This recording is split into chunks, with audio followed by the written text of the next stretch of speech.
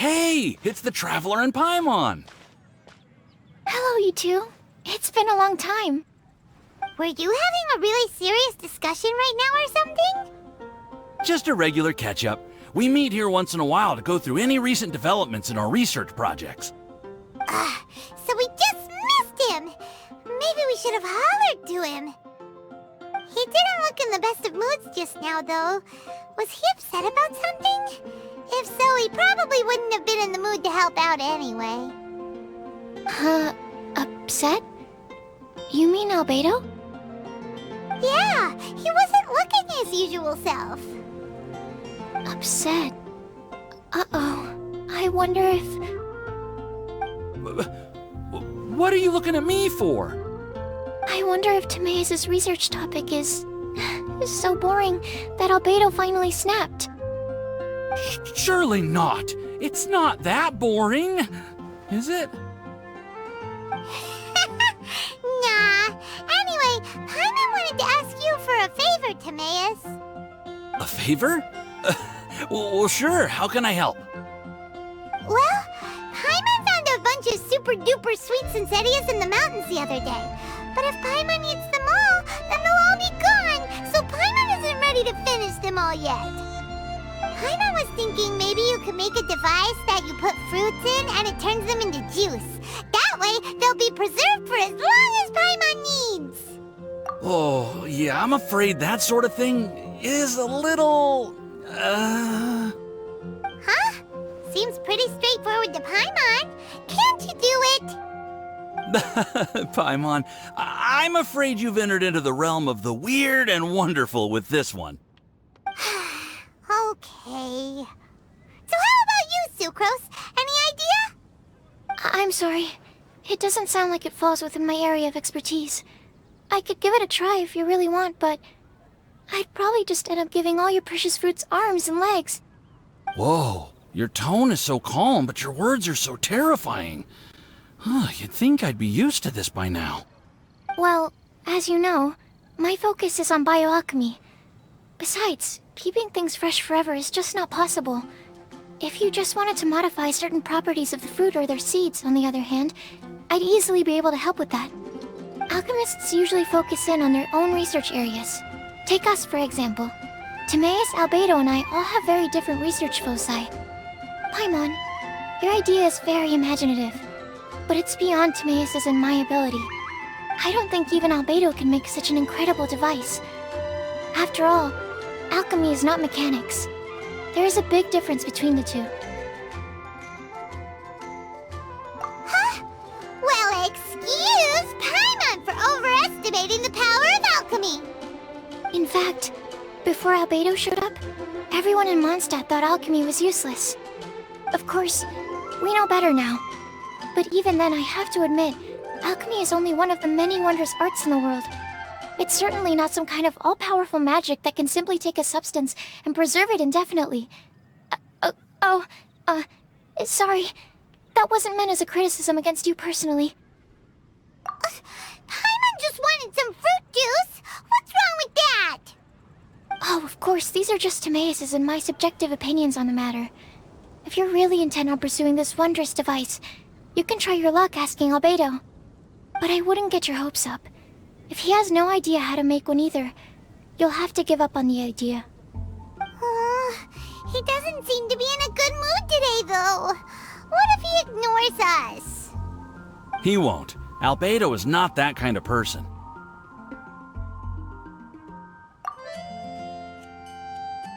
Hey, so where is Albedo heading to anyway? Dragonspine? Unless he specifically says otherwise, Dragonspine is where he usually goes.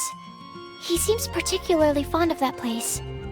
And somehow, the cold doesn't seem to bother him at all. Then let's go to Dragonspine to find him! Come on, there's no time to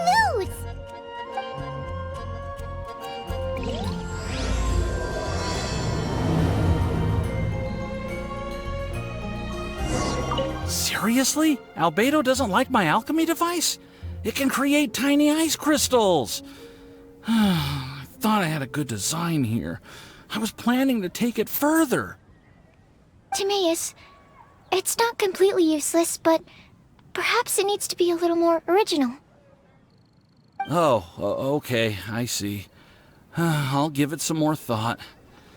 Then again, what is the use of this thing? I'm the one who came up with it, and even I can't think of a potential application. Has the most prosperous commercial.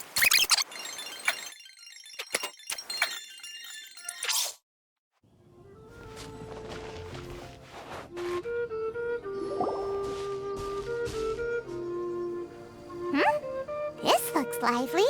What's the occasion? Let's go and have a look. Hey, Traveler and Paimon. Fancy meeting you all the way out here. Amber? Cyrus? Halid? What's everyone doing at Dragonspine? Don't you mind the cold?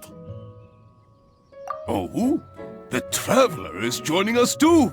Oh, great! Fantastic! Wonderful! The more the merrier. I agree. I feel much better with the Traveler joining us. Definitely the kind of person you want to have around in a tight spot. Oh, right! Paimon remembers most of these people are from the Adventurers Guild. Then again, it seems a certain Outrider is joined too. Allow me to explain. The Adventurers Guild is holding winter training on Dragonspine. As you know, our members have varying levels of adventure experience. Dragonspine is an excellent place for budding adventurers to challenge themselves and improve, but it's dangerous to go alone. So, we made a plan for senior members to pair up with junior members. This way, everyone can experience training on Dragonspine together under safe and controlled circumstances. Now, every adventurer can progress together. I've been working on this grand plan for half a year now, and it's finally coming together! It's a great plan, isn't it? Hey, you are an outstanding adventurer. Surely you must be willing to join us and help out.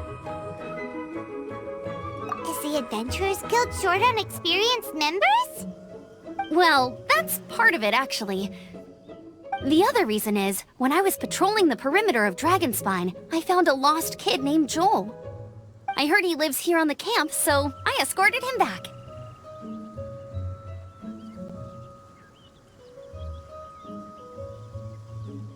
I know. Joel's father went missing. I totally sympathize with how much Joel misses his family. Dragonspine is so bleak and deserted. It must have been so lonely for him here. Aw, Amber. Anyway, I wanted to do something to cheer Joel up, so I said I'd build a snowman with him. It's something he enjoys doing. It also gives me a chance to stay here for a while and help Cyrus out. Aw, really? Thank you. Let's go meet up with Joel then. Oh, I invited another friend of mine to join too. She should be here any second. She'll be perfect for this kind of thing. Hey, Cyrus, we've got to take off. Is that okay? No problem. Go ahead. I still have some final checks to make, so I will call you before we depart. Seems trickier than I thought. Yes. It feels like every time I try to drum up some enthusiasm for my idea, nobody wants to know. But whenever the young lass starts talking, everyone rallies behind her. What am I doing wrong? Hey, don't talk that way, Cyrus. You're the branch master. You're awesome. Have you done anything apart from resting all day? Come on! Are your supplies ready? Have you done your warm-up exercises? If not, then get to it, lad! Oh, yeah, sure.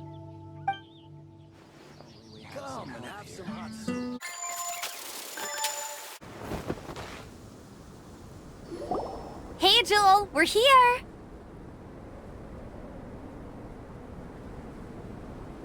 Hi, everyone. I'm so happy right now. It's nice to have so many people to hang out with. Are you here to build a snowman too? Build a snowman. Oh, sorry. I forgot to do the introductions. This is Eula, the Spindrift Knight and captain of the Knights of Favonius Reconnaissance Company. Amber, you're being far too formal. The child is never going to remember all that. Please, just call me Eula. Okay, Auntie Eula. You can call me Joel. Auntie... Eula? Uh-oh. Eula's gonna add that to her long list of scores to settle. Alright, if that's what you want to call me, go right ahead. Whoa! Eula just let something go for once? Amber, what's this I hear about a snowman? I came to assist because you told me the Adventurers Guild was short-handed.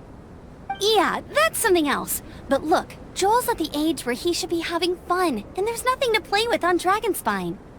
He used to build snowmen with his dad, and since his dad's not around, we're keeping him company instead.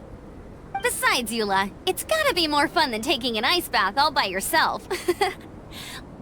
Let's combine our forces and build ourselves a huge snowman. It'll be a ton of fun. Yep.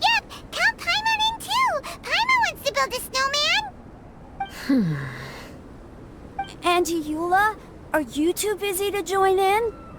If so, it's okay. I understand. No, nothing like that. My mind was on something else, that's all. Building a snowman with Joel, are we? Sounds wonderful. I'd be delighted to join you.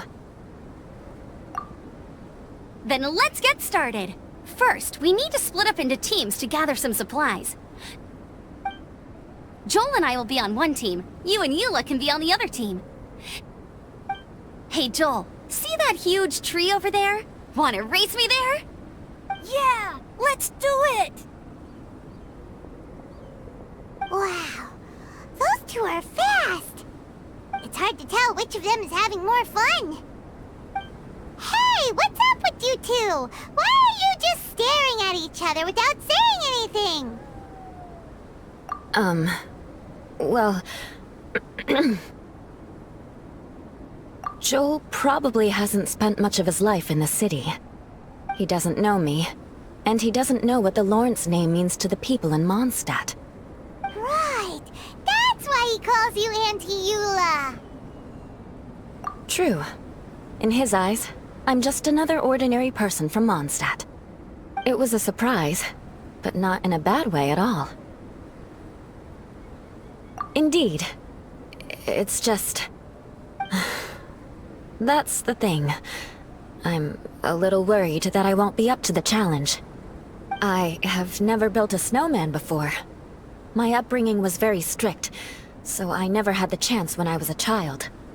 And after I grew up, of course, it's not the sort of thing I would spend my time doing. Oh no! Paimon's starting to feel sorry for Eula. You sound confident. All right then. Enough small talk for now. I see we have a member of the Adventurers Guild joining us. Greetings. We have a slight problem here. We've done a head count, and it turns out that we have an odd number of participants. In other words, we still have one instructor slot left to fill. How it happened was, we originally asked Fischl to be an instructor, but she was busy with something outside of Mondstadt during this period. So, we found another adventurer to fill in for her, but they still haven't shown up yet. Thank goodness you are here. Oh, hello. My name is Gerald. I'm a new adventurer. In that case... Fine. But for that, you will pay. Huh? Pay for what? Okay. I got it. I'm ready and willing to learn. Good. Then everything is settled. Thank you for your help, Eula. If anybody else signs up later, I may have to ask for your help as well. Why did you give the spot to Eula? Oh, okay. You're so nice. Paimon noticed Eula smiled just now. It must have meant a lot to her. To be honest, Eula really is the best candidate for an instructor. Most people would find it hard to cope on the mountain because of the sheer cold, but not her! Oh, now Paimon gets it.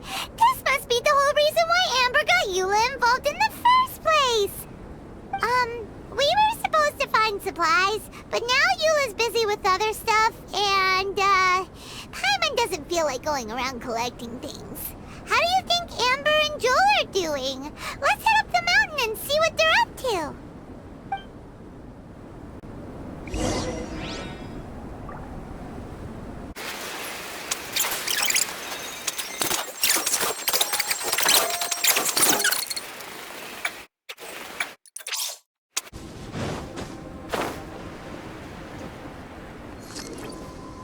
Strange.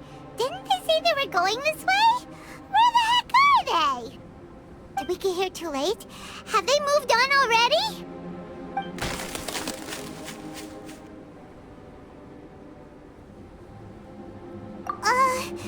Could they be in danger? Hurry! Let's go check it out!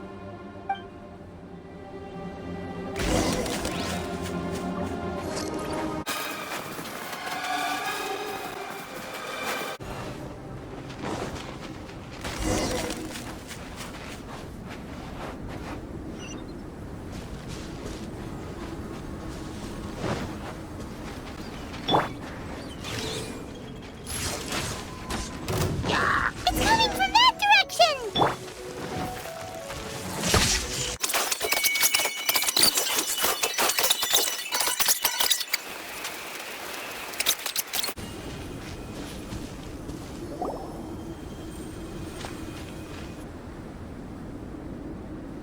The sound just completely stopped! How could that happen? After all the adventures we've been on, our tracking skills are honed to perfection! Aren't they? Oh, guess we underestimated whatever was behind it. But if that's the case, then what exactly are we dealing with here? I know that voice. Hmm? Huh? What brings you to Dragonspine? Oh, so it was Albedo all along! All along?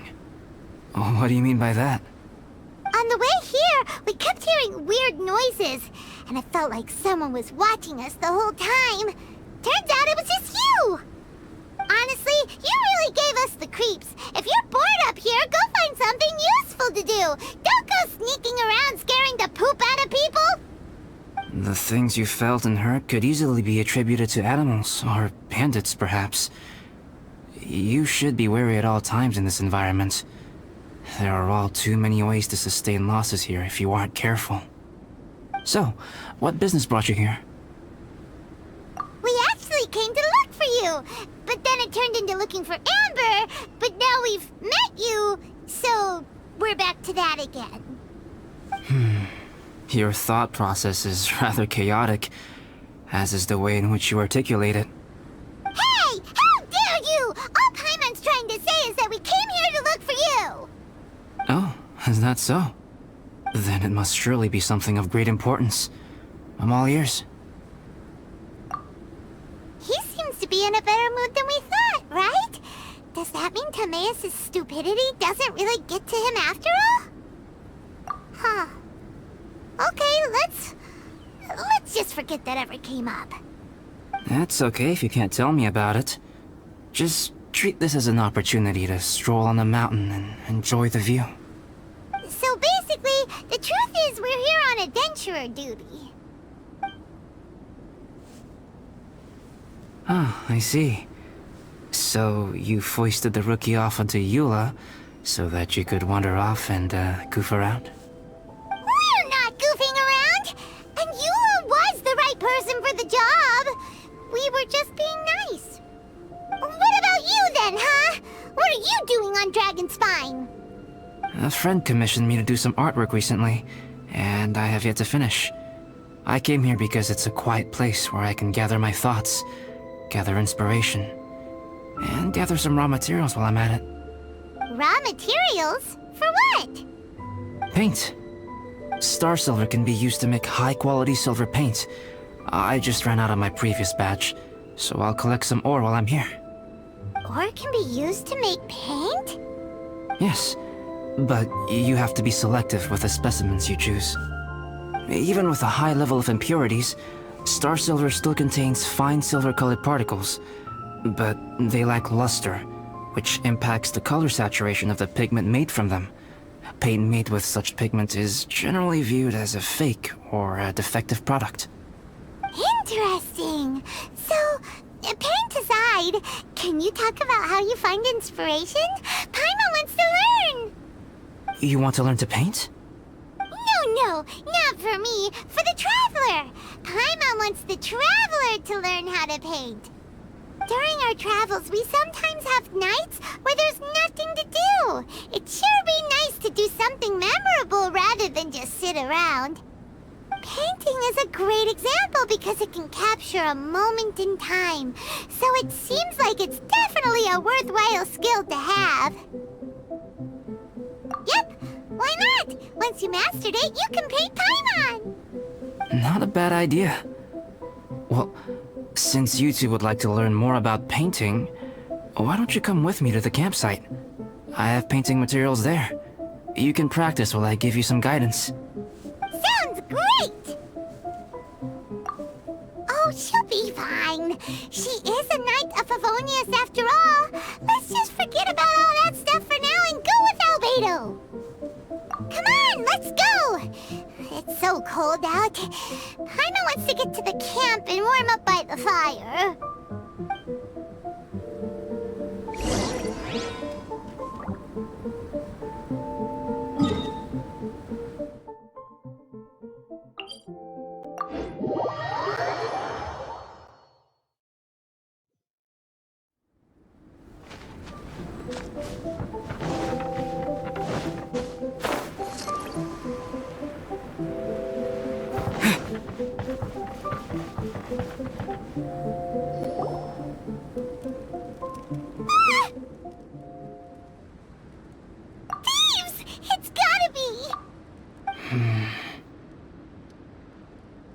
Some things are missing. Nothing valuable, hopefully. Wait, where's Paimon's Mora? It's hard to say their value, but some of my alchemy notes are missing. Alchemy notes? Would they fetch a high price? To the uninitiated, they are merely scraps of paper. But for someone who knows what they're doing, the knowledge contained in those notes is more valuable than any treasure.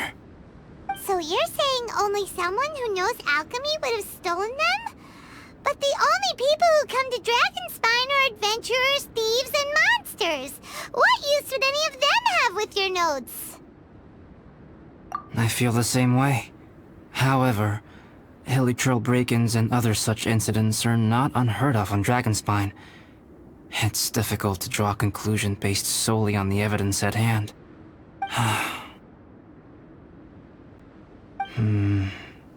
These appear to be... Footprints? fresh ones. Meaning our thief can't have made it far. Let's chase him down! We can't let them get away! From the entrance, the footprints go that way.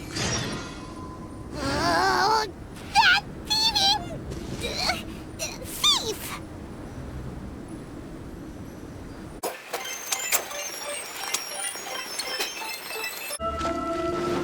The footprints lead up there.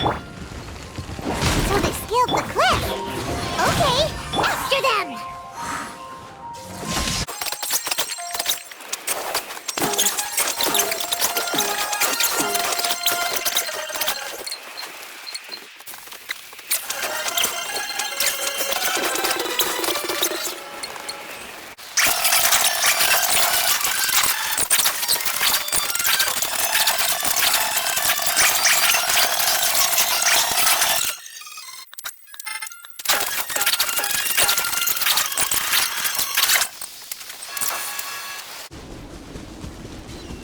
Footprints on the snow are so hard to notice.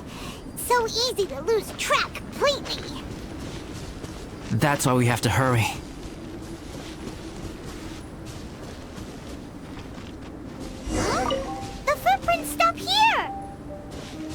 Our thief must have jumped from the cliff. Get your wind glider ready. We're going down.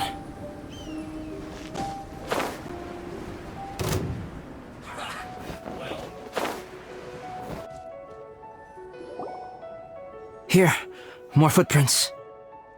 They're heading to the cavern. Ooh, we got you now. You sure can run, but you definitely can't hide. Let's go in. Wait, I have an idea. I'll go in alone. Traveler, please stay here and guard the entrance. This cavern has 2 points of entry, and there are shortcuts inside. Judging from the state of the footprints, he hasn't been in there long. I should be able to reach the other side before he does. Cut him off at both ends. Good idea. Whoever apprehends the thief first has to notify the other party. This way we're fully covered. Still, safety comes first. We do not yet know the identity of our thief. Please take care. We'll be fine. Okay. See you shortly. Of course. I wonder if Albedo found the thief. This is taking forever. Really? Huh. Maybe it just feels like a long time because Paimon hates waiting. Waiting is so boring. Why don't we find something to do to pass the time? You know, something like... Oh! Look at all that star silver over there! Why don't we gather it up for Albedo? It's right next to the cavern, so we won't be going far. If anything happens outside, we can be right back here in no time. Yay! Let's get started!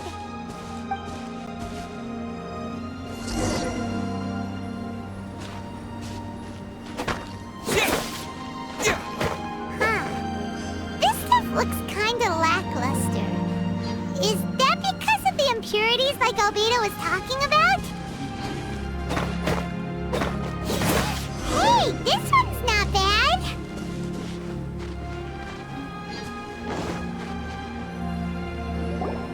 Alright, this should be enough. Some star silver shines a lot more brightly than others, huh? Finally, you're back! Yes. Sorry. I was unable to catch him. He was faster than I'd imagined.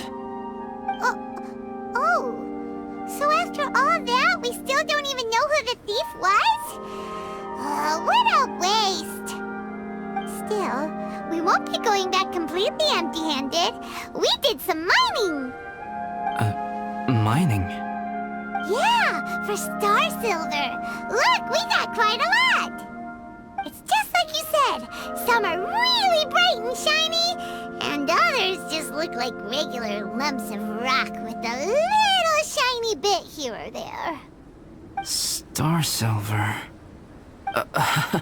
I was merely saying what was on the front of my mind. I hadn't thought you would genuinely go and gather some. Well, you said they can be turned into paint, so we got pretty curious. Also, if it weren't for that thief, we'd be making paint by now anyway, right? Or even painting by this point. Anyway, it's all the thief's fault for wasting our time. Yes, it's all the thief's fault. The notes mean a lot to me. I'm not quite ready to give up the search yet. Let's keep an eye out for clues as we go. Oh, just one thing. Do you want us to bring all this ore back, or did you want to sort through and get rid of the useless bits first? There's no point in bringing the bad ones back if it'll ruin the quality of the paint. Some of them do look pretty dull to Paimon, so it doesn't seem like those will be of any use at all. Indeed. The sorting process is necessary. Humans are such practical creatures. They only want those things that are good. Once they have learned to distinguish between good and bad, they will never stop comparing things in their minds. Useless things should be disposed of at the outset. Right! Saves a lot of time that way. Efficiency first. So let's start by... Help! Help me!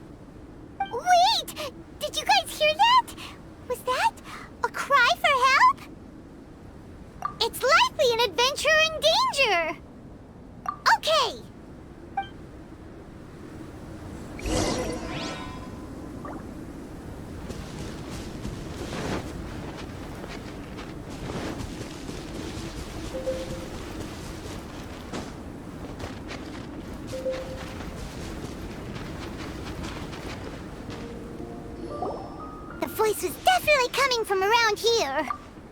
Is anybody there? Help me! No way! Is that? Is that the Traveler and Paimon? It's me, Bennett! Whoa! It's really him! Let's get him out! So sorry to trouble you guys again. The key should be someplace nearby. Please, help me find it.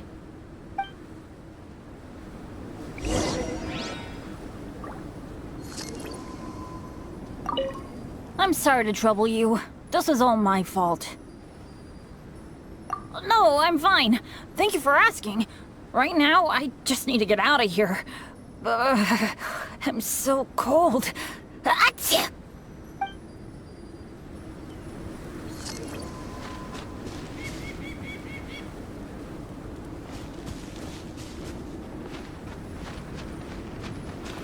Wow, so much clutter! Oh, we're not gonna find the key here, surely!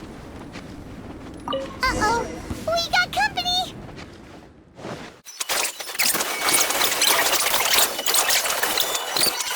Shake an hamster! Oh, so they kept the key with them! Huh.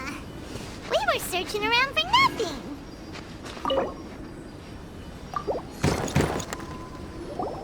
Oh, finally, I'm out. Thank you so much. If only there hadn't been rocks mixed in with the snow on the tree, it wouldn't have made me all dizzy when it fell down onto my head. And then I would have never walked into the Fatui's trap. Bennett? In a cage? Never saw that coming!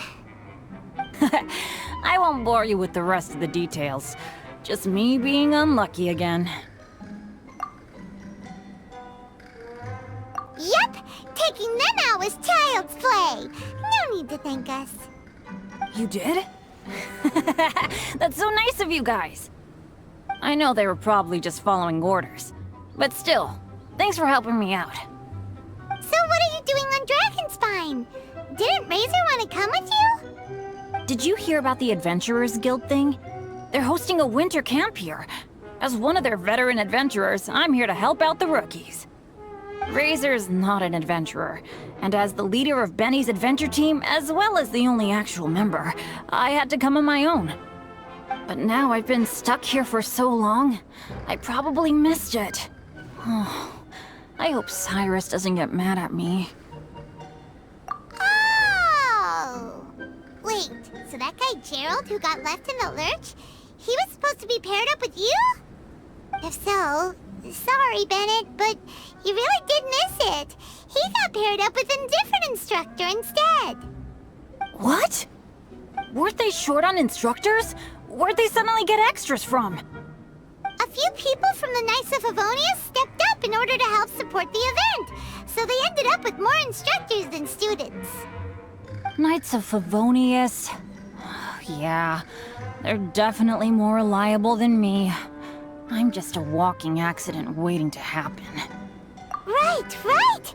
Anyway, that was just the situation when we last saw them. It might have changed by now. Who knows?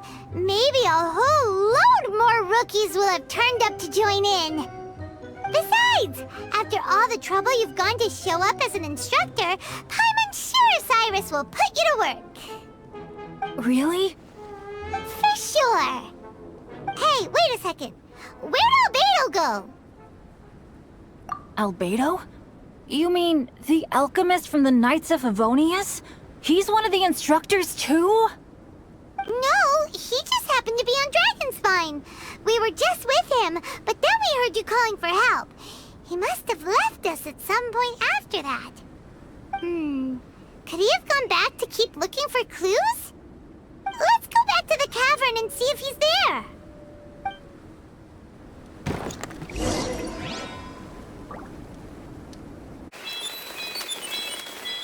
Still no sign of Albedo. This is weird. Where has he run off to? This is great! Dragonspine's so fun today! There's so many people around. It's never usually like this. This was where we heard Bennett's cry for help, right? We heard his voice and went straight over to rescue him. Then we noticed Albedo was gone. Huh. So he just didn't feel like helping us save Bennett? Wait, what? What are you talking about? Oh, Alberto! Where the heck have you been? We've been looking for you! I should be the one to ask you that. Didn't I tell you to stay at the cavern entrance? Huh? I'm not really following who was waiting for who and who was looking for who, but first things first. I apologize, Albedo. I don't fully understand what's going on, but it seems like it's mostly my fault. No. Bennett, this is not because of you. You needn't blame yourself. Traveler, clear this up for me. What was the reason that you left the cavern entrance? Did you... There you are. Stay right there. You have a lot of explaining to do. What? Me? Huh? Eula? Aren't you supposed to be helping the new guy? Yes, that's what I would be doing, if I hadn't been interrupted by a certain someone's malicious scheming. Albedo, I saw you taking Joel towards the wasteland at the edge of Dragonspine. That place is crawling with monsters. What the devil do you think you were doing? Whoa, wait a second. What's going on? Actually, wrong question. How much stuff is going on? When I came to stop you from leading Joel any further, your first reaction was to throw the child down and attack me. When I fought back, you quickly fled. Care to explain? I see.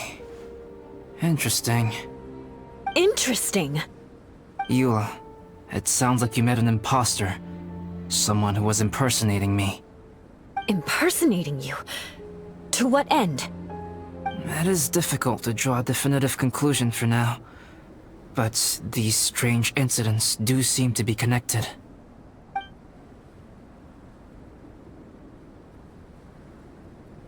Your alchemy notes were stolen. Can the Traveler and Paimon testify that the three of you were together up until you entered the cavern? Yes, we can confirm that. As things stand, I don't have any reason to harm the child. Whoever you met is likely to be both the thief who stole my notes, and also an imposter. Of course, it's entirely natural for you to be skeptical of my story. I was separated from the Traveler and Paimon for a significant duration while we were pursuing the thief. My word alone cannot serve as a definitive account of my actions and whereabouts during that period. But the Traveler and Paimon can at least testify that I was not the individual who tore up the campsite or stole my notes. Albedo, do you have any enemies? Could it be one of your enemies impersonating you to get revenge on you or something? I don't have any enemies. And I'm not aware of having given anyone cause to exact vengeance upon me. There is insufficient evidence to assert what happened with any certainty at this point. Given how serious the situation is, I intend to investigate it myself, even if you decide not to pursue it any further. Eula, I won't discourage your ongoing suspicion of me if you can't believe my story.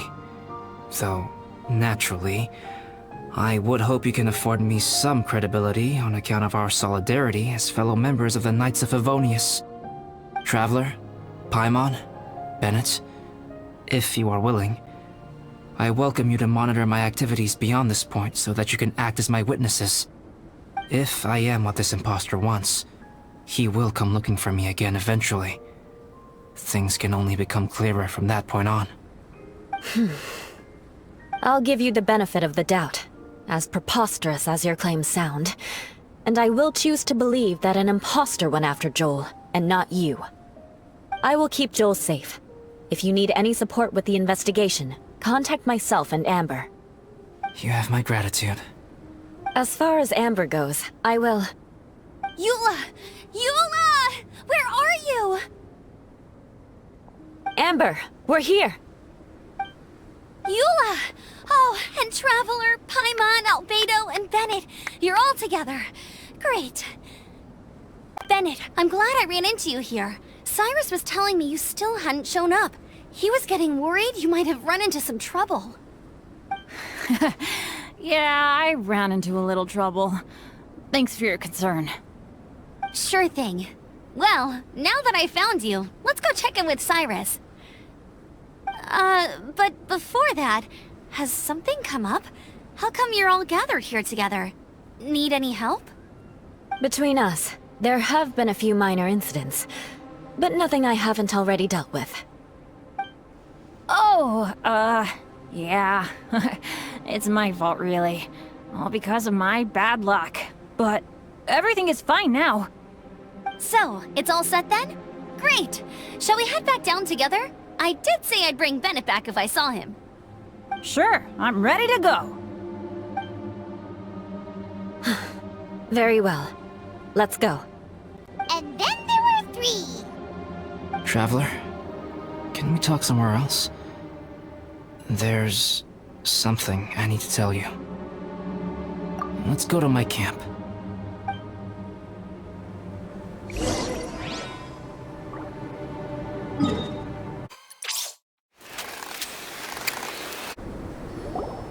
My camp is somewhere that we can talk openly, without reservation. But before that... Whoa. What a mess!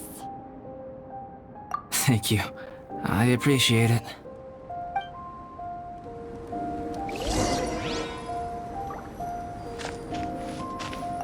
I've been absorbed in my research lately and haven't attended to the dusting.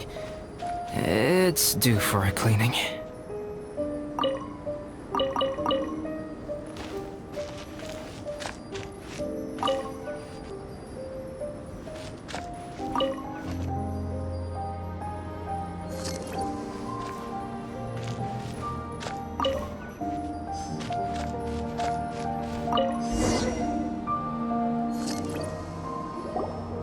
Yep, that should do it. Neat and tidy. Thank you, both of you. Now that everything is in order, it's time to talk. You look really serious right now. Is this about what happened earlier? I remember I once told you that you must have questions, and that I would answer them. I also said that, while I did not wish to deceive you, there were certain things I could not go into detail on. I am a synthetic human being. A human forged by human hand. The one who created me, my mother and teacher. Her name is Rhine-daughter, a researcher from Conria, also known as Gold. A synthetic human? What the... How the heck does that work? When the pinnacle of attainment in alchemy is combined with unimaginably vast learning, the apex achievement is the creation of human life. When you say Conria, do you mean... I am indeed somewhat older than my appearance might suggest. But when I came into being, Conria had already been destroyed. I have no memories of it. My master raised me and taught me everything. Like her, I am a pure alchemist. I live for academic knowledge. Nationality and identity are not what ultimately define us. Traveler, what is your general feeling toward Dragonspine? You've visited numerous times now. Would you say it's a cold, eerie, and melancholy place? Rhine-daughter created 2 miraculous beings.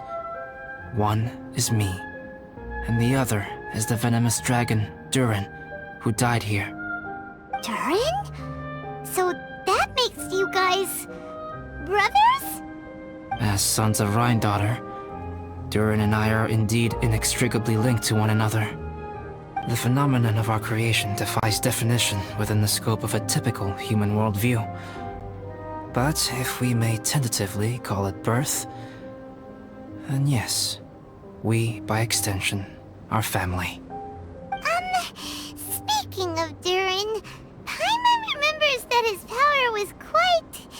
special. That's right. Because of this, whenever strange things happen on Dragonspine, it always makes me wonder. For instance, the feeling of being watched that you described. as well as the sounds you heard, and the one impersonating me that Eula met. Oh, right! Paimon knows what you mean! When Eula and the others were here just now, the Traveler gave me a look as if to say, don't say anything. Probably because it would only make you more suspicious, so Paimon kept quiet. But Paimon noticed that you came out of the cavern not too long after going in, and you told us that you didn't manage to catch the thief. Then we heard Bennett calling for help, so we went to rescue him. But strangely, you didn't come with us. And when we got back to the cavern to go find you, suddenly you were the one looking for us. So, it seems that you met my imposter too. Well, if so, it was a pretty good impression. He had you down to a T. We never would have guessed. Also, after he left us, why did he go after Joel? Perhaps Duran's power drives people to madness. But that's merely crude conjecture. Whether someone is impersonating me or there is another false me out there, this is a cursed tale, and it is not one whose weight you should have to bear. Traveler, perhaps you should return to Mondstadt if you have no further business here. The work that lies ahead will occupy me completely. I'm afraid I will be unable to entertain you beyond this point. Yeah, we're Dragonspine veterans by now. If there's something really bad going on, we can't just leave you here to deal with it on your own. That wouldn't be very nice now, would it? Besides, there's no one else in Mondstadt that you can talk to about this. Sucrose and Timaeus don't know your secret. Yeah, don't push us away at a time like this. All right. Thank you. You were intending to participate in that winter camp, if I recall correctly. That could serve as an excellent pretext for you to remain on the mountain. In that case, please join in the activities of the Adventurers Guild as planned. And be on the lookout for any leads while you're at it. If anyone sees me, or someone like me... We'll be sure to pass the info straight on to you. Good. Then we're agreed. Okay, let's split up to look for clues, then meet back here at this camp in a few days' time. Sounds good to me. But please, whatever happens, put your safety first at all times.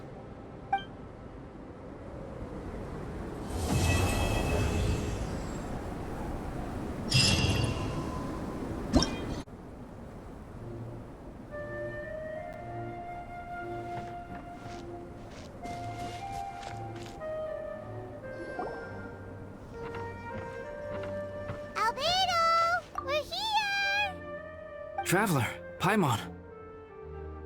Your faces say that perhaps you haven't turned up anything? We investigated all over the mountain, actually. But we didn't see anyone that looked like you or hear of anyone else meeting you. This is not unexpected. I haven't made much progress either.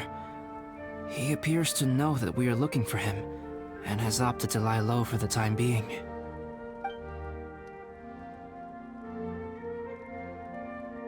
Still, there is one thing I found. I discovered footprints on some parts of the mountain, and although they were a little covered by the snow, I could tell they'd been left by someone of a similar size to myself. The footprints were quite numerous, so I believe my next step will be to rule out each of the adventurers active on Dragonspine, one by one. We can help with that. We have plenty of contact with the adventurers. So now we... What was that? It came from that direction. Could it be the imposter? Yes, let's hurry.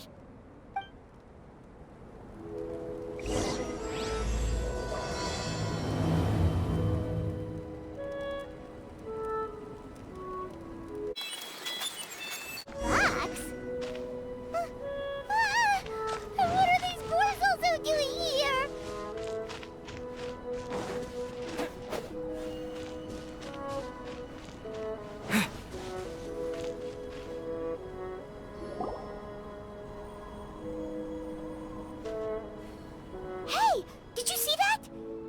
rock shake just now?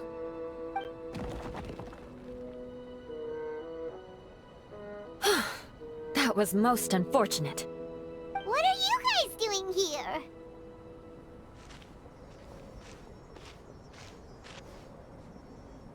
I have to agree. We've been wandering this area for days. We ran into Pallet earlier. You know, the, kind of a reckless sort of guy. You know the one? Anyway, he said he was unlucky, so I gave him some adventuring survival tips. After that, he disappeared to rejoin the training camp. Wait. Are you saying that after all this time you still haven't made it back to the base camp? Well, as you can see... That was nothing really. We just hit a few landslides and snowdrifts and took a few downhill tumbles. You know the deal. They sound like unforgettable life events to me. Anyway, you are correct. We haven't made it to the base camp yet. We have had extraordinarily poor luck over the last few days. Almost as if a sinister force has been trying to thwart our every move. Fortunately, I made advance arrangements for Gerald to remain in a safe location and conduct some basic physical training exercises. I'm sorry. I'm the one to blame for all this. I've always had bad luck and it always rubs off on everyone around me. Sorry to create so much extra trouble for everyone. I don't know what to say. Maybe this is the awesome power of fate. The scary kind, I mean. I agree. Yep, we're just used to it now. Besides, it's not like we have the most amazing luck ourselves. Really? I think you guys have way better luck than I do. Well, what can we do about that? Oh, Paimon knows! How about Paimon share some of her luck with you? You're welcome to a bit of mine too. Although if the last few days are anything to go by, it seems in pretty short supply at the moment. You guys. Aw, thanks. With a little luck from everyone combined, we'll make it down this mountain for sure. Yeah, you bet! Let me flip a treasure hoarder insignia to test it out. All right, it's tails. The opposite of what I guessed. So you can predict your fortune this way? But why are you so happy that you got it wrong? It has two sides, so there's a 50-50 chance of me getting it correct. Luck all comes down to probability, too. So as long as I use up all the bad luck, everything else will go smoothly. Guessing wrong when I flip an insignia is one way to use up some of the bad luck. So the probability of having some good luck in the near future just got a little higher. Hey, he's making no sense at all. Why aren't you calling him out? Guys, I guessed wrong in my insignia flip, which means we should be able to make it back to camp. Paimon's not sure that's how it works. Let me try. It's this way, right? Oh! Ow! My butt! What is this shard of ice doing here? What?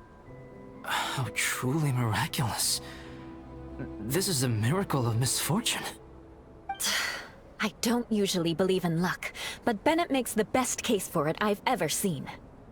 Amber, if you are ever required to partner with Bennett in your future work, and you encounter anything like this again, do not take any rash action.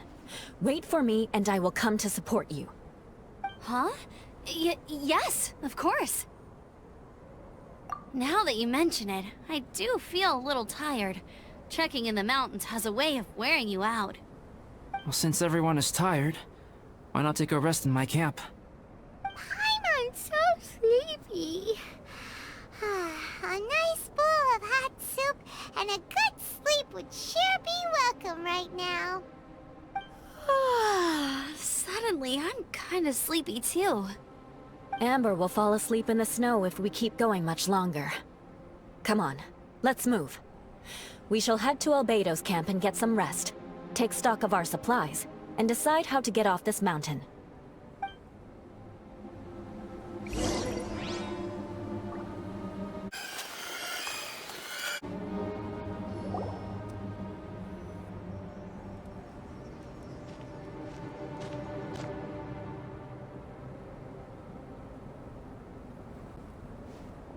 Here we are. Make yourselves comfortable.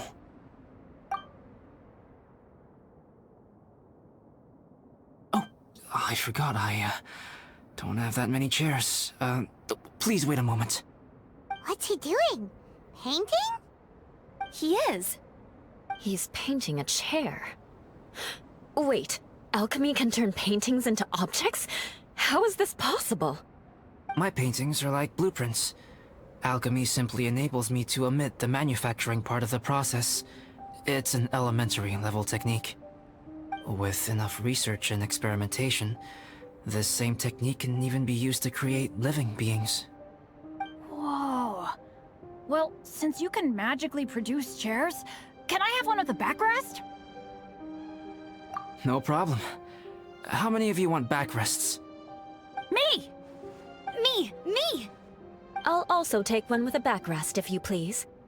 Can Paimon have a chair that comes with a juicer? Still beats squeezing onto a stool with you.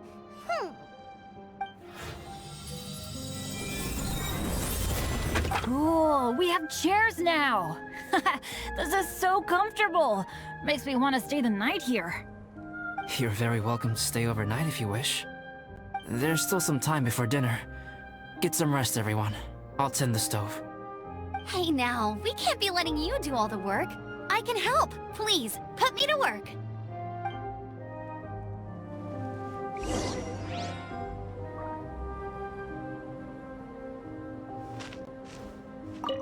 I wonder if there's anything I could do to help out. Oh, you mean Gerald? I heard that Eula developed a whole training program for him. He might be new, but I bet he'll improve pretty quickly with a mentor like that. I feel bad. It's hard knowing that I've been causing so much trouble for everyone. Being a little unlucky is usually no big deal for me. But in a place like this, it makes me worry that something really bad might come of it. No, wait, I shouldn't have said that. I might have actually jinxed it now. You know me. Same old Bennett. Unlucky as ever. But as long as bad luck doesn't break me, I'll always get back up again. Especially on a cool adventure like this one. I gotta make the most of it. Sorry for dragging you guys into another situation. I didn't used to know any of these knights very well, but after spending some time with them on this trip, it's really opened my eyes to my own shortcomings. They're all so talented and kind. I have a lot to learn from them. Oh yeah, you gotta tell me sometime how you managed to make friends with so many talented people. Okay, cool. Make sure you eat plenty when dinner's ready.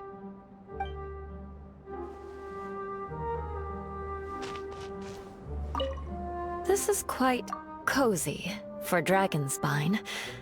I'm pleasantly surprised. I gave it a try, and I actually quite enjoyed it. But Amber said the snowman I made was too artistic. Apparently, the conventional style is more rotund in appearance. I couldn't tell if she was complimenting me or mocking me. Either way, I'm not about to let it go. I'm quite familiar with Dragonspine by now. But this time, I have a newcomer to worry about. And I'm traveling in a group with Amber and the others. Not things I'm terribly well accustomed to. Still, I've taken the job, so of course I'll do what's asked of me to the fullest of my ability. I'll settle this score once this is all over. Me? I'm coping perfectly well. I don't need looking after. You should talk to Amber and Bennett. They're not as well acquainted with Dragonspine as I am. Seeing how much you can find to talk about even with Albedo, you must be quite the conversationalist. So put that skill to good use. Teach them all how to survive on Dragonspine. I'm sure this is well within your capability, no? If you're talking about Bennett's situation, I think I'm used to it now. It's hardly the end of the world. Don't ruminate on it. Take this chance to get some proper rest. The nights are long on Dragonspine. A glass of ice-cold wine would not go amiss right now. Don't mind me. Just do whatever you like.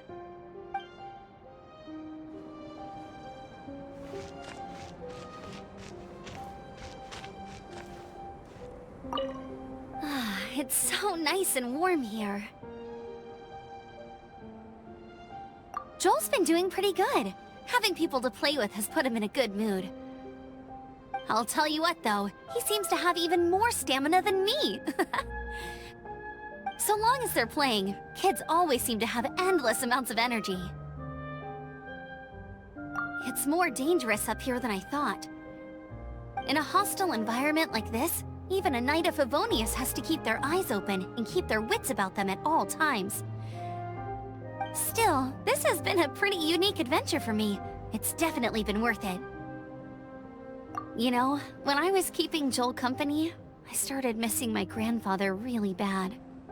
After he disappeared, I never saw him again. I have no idea how he's doing. But at least what I can do is focus on being a great outrider. If I can do that well, I know he'd be proud. Oh, all that? Don't worry about it. Eula is a good person. She might not show it, but she'd never let that kind of stuff get to her. As for Bennett, he seems like the kind of guy who can keep his spirits up when things aren't going well. I feel bad having to ask so much of Albedo, though. Still, it's kind of nice to have everyone together like this, so yay for silver linings! Sure thing. Bet you're tired as well. You should get some rest too.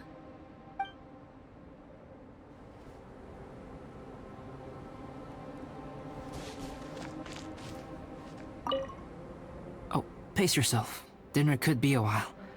I still have a few things to prepare.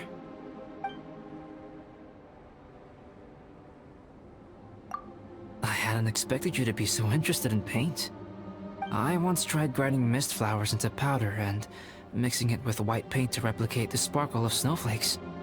The end result was quite satisfactory, but works that use this kind of paint need to be stored carefully. If you want to try it for yourself, I can help you.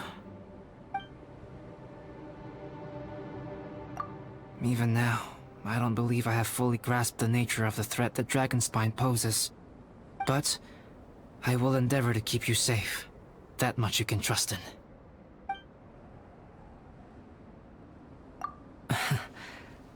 I wish I could simply respond with, I'm fine. But you are a true friend to me, so I should be honest with you. Recently, certain questions have been occupying my mind. Questions about the nature of life and creation. However, I feel that rushing into a discussion with you on these topics before my ideas on them are fully formulated will bring you far more confusion than clarity. So I will wait till my thoughts are clear in my own head before I share them with you. Until then, please forgive me.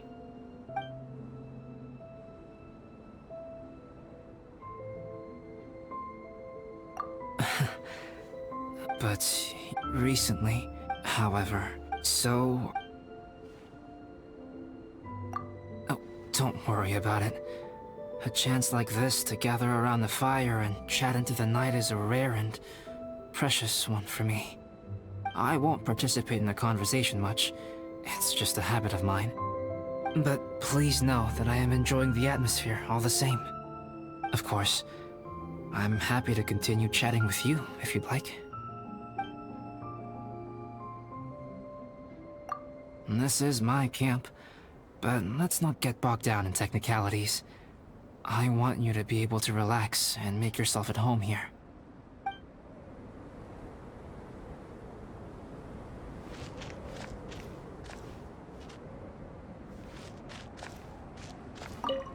Oh, pace yourself. It's almost ready now. Traveler, please light the campfire and gather everyone for dinner.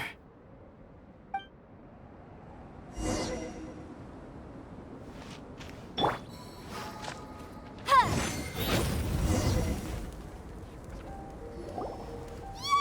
Dinner's ready! Food's ready, everyone! Come on I made a few dishes based on some popular Mondstadt recipes. This is no good hunter, but there should be enough to go around. Please, help yourselves. Wow, smells great. Don't mind if I do. Wait, don't steal all the fried vegetables. Leave some for me. Hey!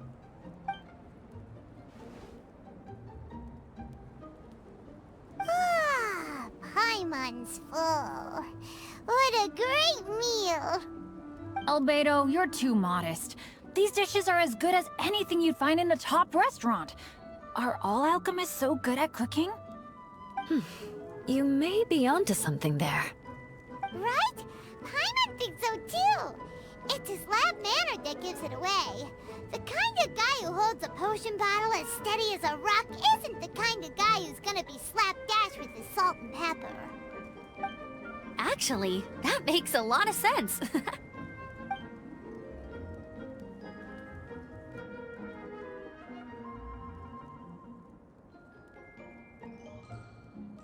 I'm so sleepy after all that food.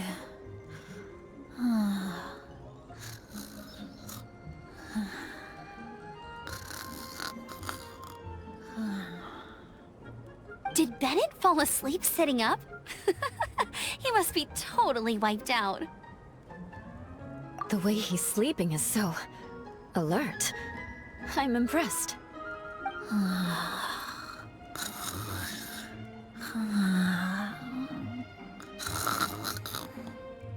He seems to be in a deep sleep. Ooh, Paimon wonders if he sleep talks. Oh, no, Dad, no apples for me. I want sticky honey roast and fisherman's toast. Sticky honey roast. That's your favorite, isn't it, Amber? Sure is. Give me a sticky honey roast from Good Hunter any day. I used to take Eula to Good Hunter a lot back when we first met. Before long, Sarah would start cooking our usual orders as soon as she saw us coming. She said we ordered the same thing so often that it was practically muscle memory by that point. She also said that if everyone in Mondstadt ordered like we do, her job would be so much easier. All she'd have to do is memorize everyone's favorites. Always eating together. Aww, it's nice that you two are so close. The Traveler and Paimon always eat together too. It's a sure sign of true friendship. Two people simply sharing a meal says nothing either way about the relationship between them. That depends if it's a one-off meal or a regular occurrence. Aha! Paimon just noticed something. Whenever Eula doesn't want to admit to something, she raises her chin or puts her hands on her hips. Ah, you've all picked up on that. Didn't know Eula's tells were so easy to spot. We are done here, yes? I am free to go, am I not?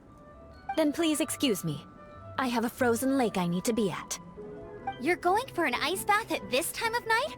Wait up! Don't go without me! I thought you wanted to get some sleep. So maybe you should stay here and rest. No, I should come with you. It's late, and it's dark, and you're not good with directions like I am. Come on, let's go together.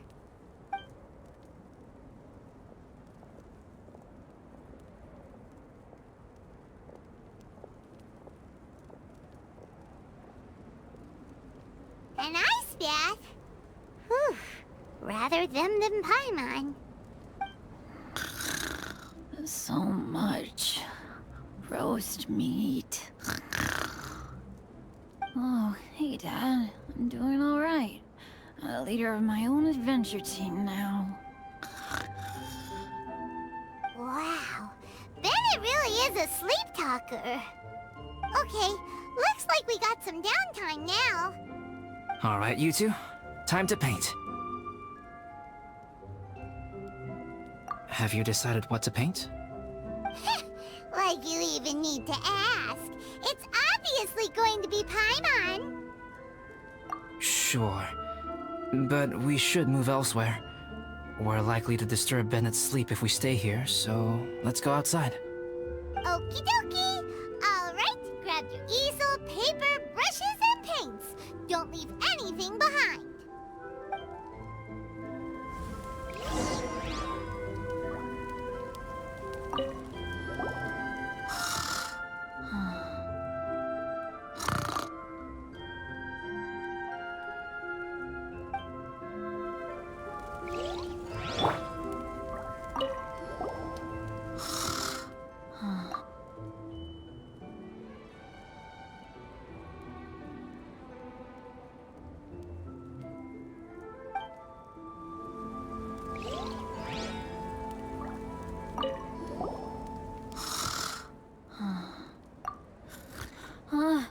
Hey, Paimon, no, don't touch that. What the heck?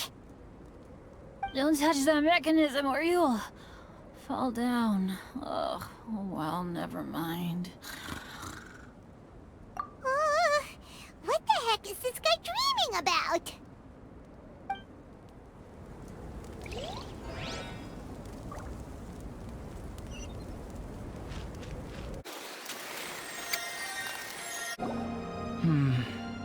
Let's paint here. Allow Paimon to adopt an elegant pose for your artistic reference. Hey! What's that look for? Cut the attitude and start putting your perfect Paimon down on the page. You better take this seriously, because this is going on Paimon's wall. Confidence is a good thing. Those to whom it is endowed do well to flaunt it. I'm looking forward to the finished piece.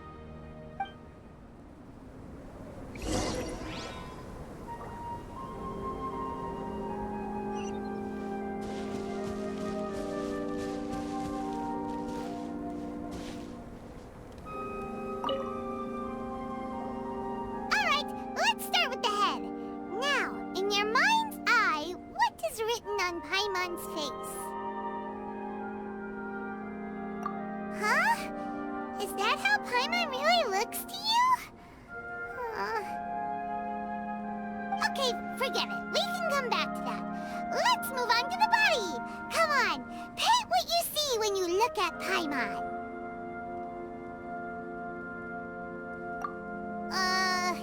Paimon's starting to feel like this is not going to turn out so great. Now Paimon's getting nervous. Let me see. Let Paimon see. What is that?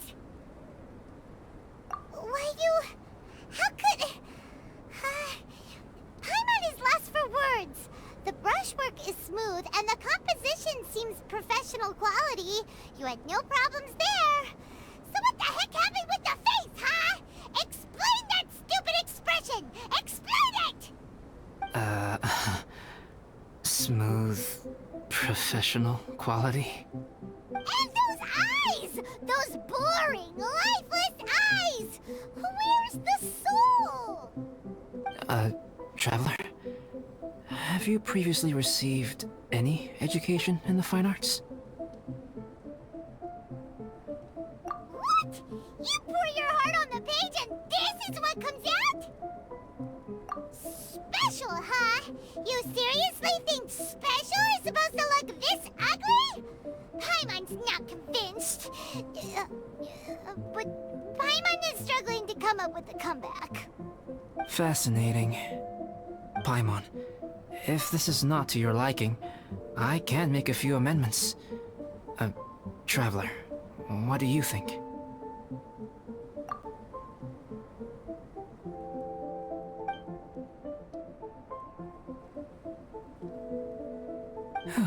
Alright then. Paimon, is this better? It's a total ground-up overhaul, that's what it is! It's so pretty! Is that really what Paimon looks like? Adding flourish to the finished piece is an essential component of what makes art... art. This is not to say that you differ from the painting on a fundamental level, rather that the real you and the you in the painting present two different styles of beauty. You remain the core reference point for the painting. So, Paimon, you can put your misgivings aside and hang this painting wherever you like.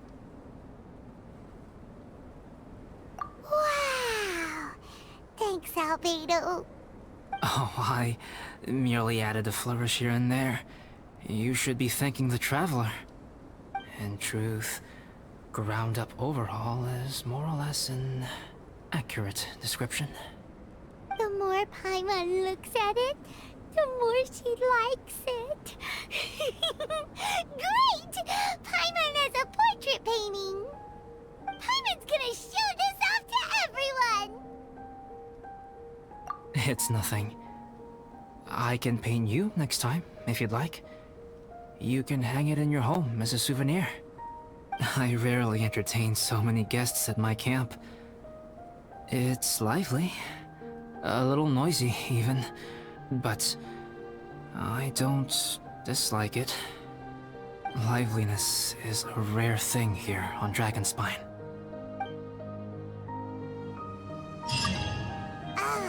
It's a new day. Let's go meet up with everyone.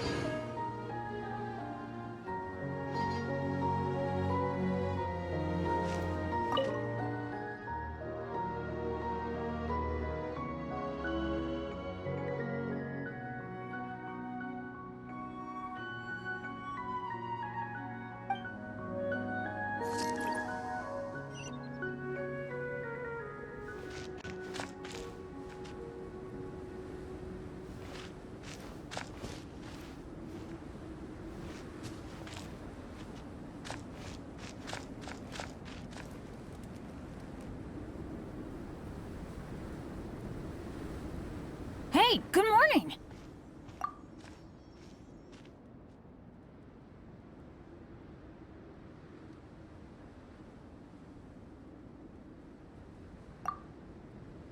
I slept great last night. How about you guys? All rested up?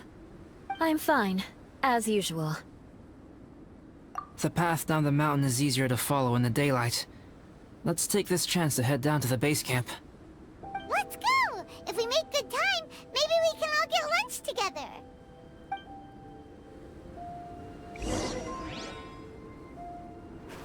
I flipped another insignia just outside the camp. Wrong again! So your bad luck is all used up. We'll be down the mountain in no time. Yeah, my thoughts exactly. Today's the day.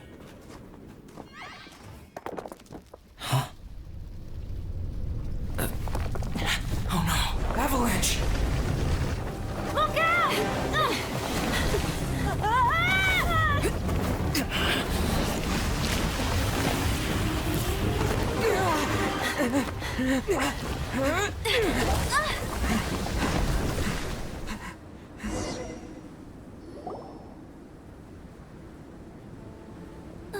Traveler, Paimon, are you all right? Are you hurt?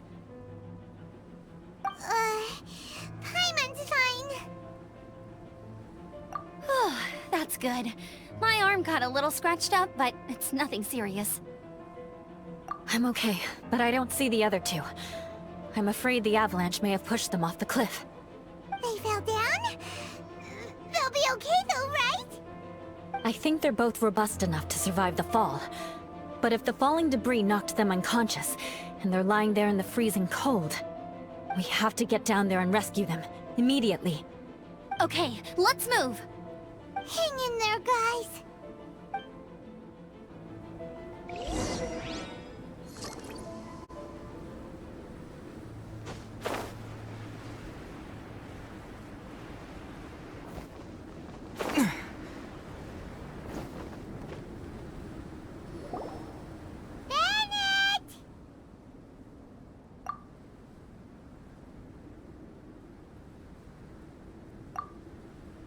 Bennett, are you okay? Shout if you can hear me! Bennett! A voice! Over there! Bennett, is that you? Guys, I'm over here. Are you alright? Are you hurt? Let me check. I'm a little dizzy, but I'm not in any pain. I don't think I'm injured. Thank goodness. Scared the life out of me.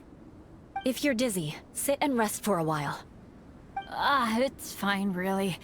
This kind of thing happens all the time. I'll be fine. Thank you. Wait, where's Albedo? Isn't he with you guys? We thought he fell off the cliff with you! He still hasn't shown up? We found Bennett here, so Albedo can't be far away. Keep searching this area. Got it!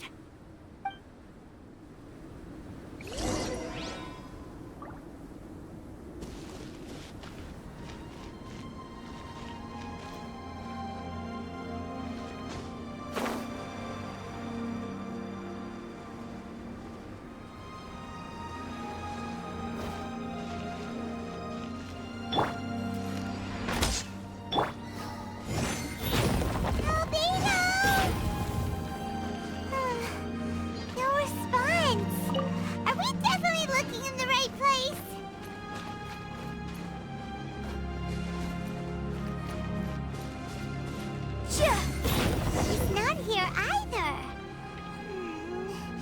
Let's check with the others.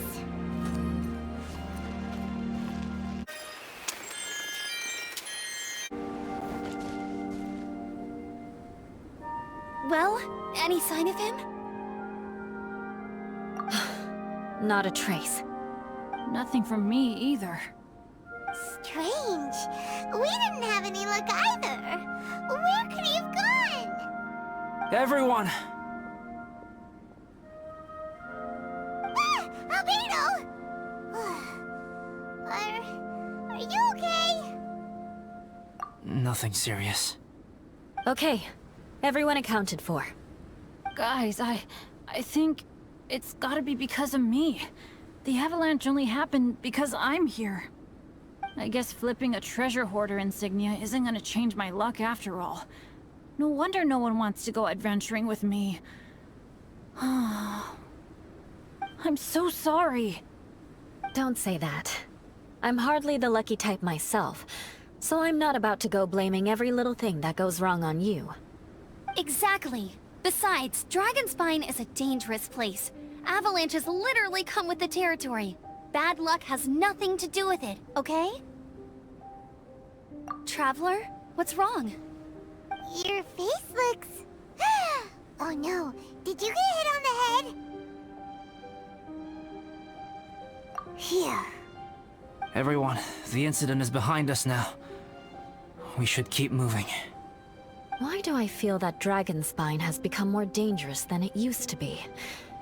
I hope it's just my imagination. Our top priority now is to get off the mountain and regroup with the adventurers. Whatever further dangers this mountain has to throw at us, we must face them together. Agreed. Guys, keep your eyes peeled and watch your step. Careful does it.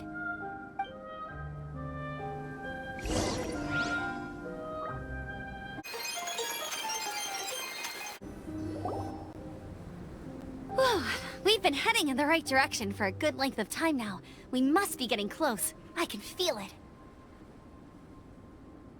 Victory is in sight! Hooray! As soon as we get to base camp, Paimon wants a bowl of hot soup and some barbecued meat. I hope we can all get there safely. No more incidents, please.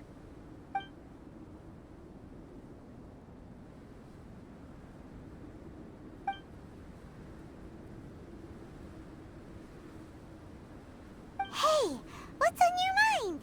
You seem a little distracted. Something's up, isn't it? Are you hungry? Cold? Shall Paimon hug your head to warm you up? I don't think I've spent so much time on Dragonspine before. It sure is cold, but the view is amazing. Isn't it, Eula? Eula? Sorry, I wasn't listening. What did you say? I was just thinking, whenever I've met up with you at Dragonspine in the past, we always stick to the same few spots. It's much more vast and beautiful here than I realized.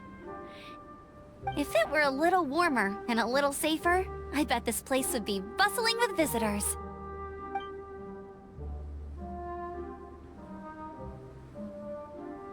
I agree. People are put off by the cold and have an aversion to danger. They don't realize that there's much to explore beneath the icy exterior, if you were willing to spend the time and energy. Albedo, is this the way down? Yes. I think there are several routes in this area.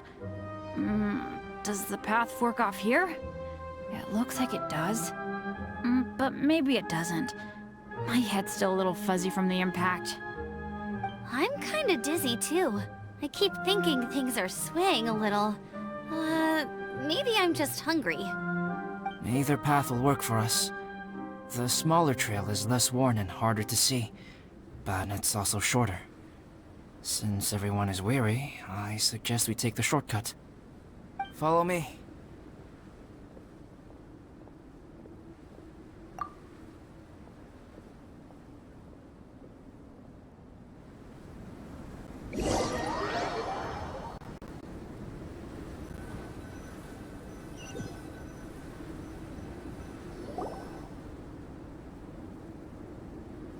Wait.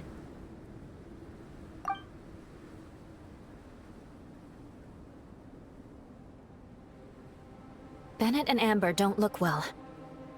Can we take a break? We can continue once their conditions have improved.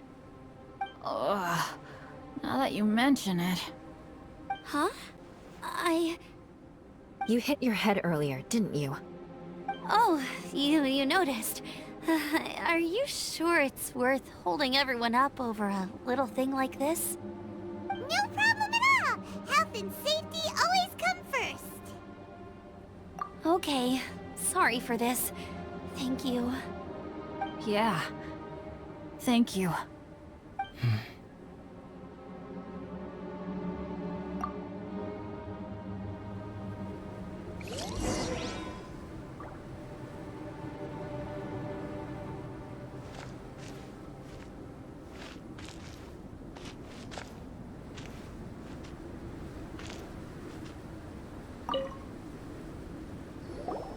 Drinking some water can help with the dizziness.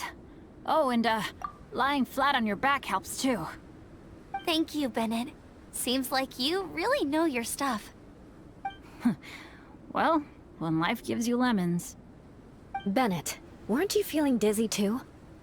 Stop pushing yourselves, both of you. Get some rest. We'll continue when you've gathered your energy. Yula might come off as a little frosty, but she takes caring for her friends super seriously, more than anyone else I know. Every time I see that look on her face, I'm just like, ah, stop staring at me!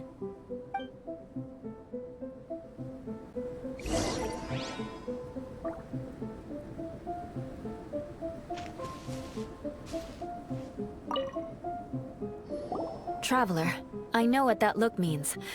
What's on your mind? Maybe seasoned veterans have an instinct for it. I sense it too. Something seems to have changed, but I can't confirm for sure. It could be difficult to verify.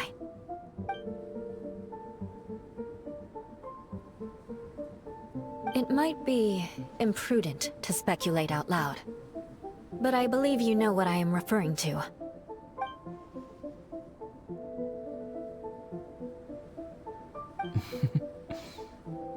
Traveler, I think...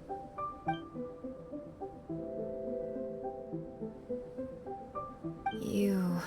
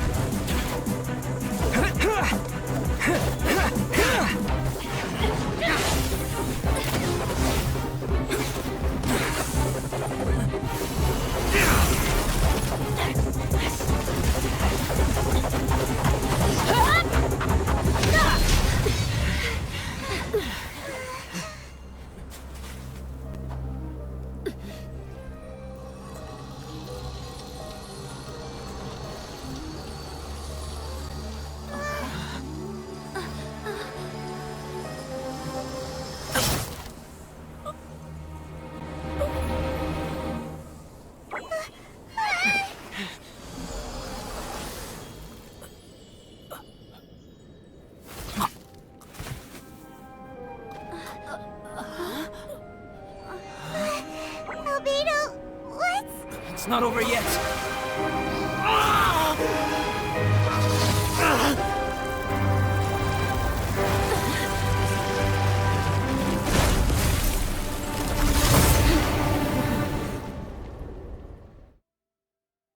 Brace yourselves. This'll be a challenge. Stay back! I'm going to cut this wheat down to size!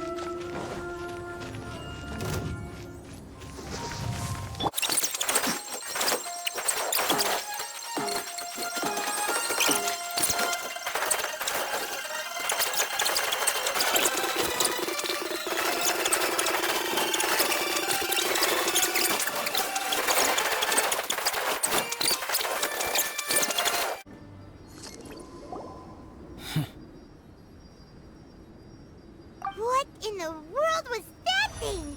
One moment it was human, the next it was a plant! Is everyone alright? We're fine. But can you please tell us what's going on? I don't understand. I take it this monster is whom I had the pleasure of meeting last time. Correct. As you might have guessed, this is a mutated whopper flower. An extremely rare kind. But can whopper flowers turn into humans? Not typically. But conditions on Dragonspine are far from typical. Perhaps the dragon's blood seeped into the land, then was passed to the monsters via the ley lines, accelerating their rate of mutation. How could that happen? This mountain is home to the remains of Durin, the venomous dragon. If there is anywhere in the world one might expect life to do unfathomable things, it would most likely be here. Durin was an artificially created life form. Its existence is nothing short of a miracle, and proof of countless possibilities. In other words, this mountain we stand on is a cradle of life's profoundest mysteries. A vast and terrifying hotbed of possibilities. The avalanche. It must have been the work of this imposter. Agreed. All the other troubles you faced on the way down could also have been its handiwork. My guess is that it was targeting everyone that I've had contact with. Right, I forgot all about that. It's not inconceivable. But what was its purpose? Was it just trying to get rid of us? I have a preliminary hypothesis on this. Whopper flowers are masters of mimicry, and those we encounter in the wild often appear in the vicinity of the plants they impersonate. In other words, the whopper flower likely has an instinct to replicate and replace.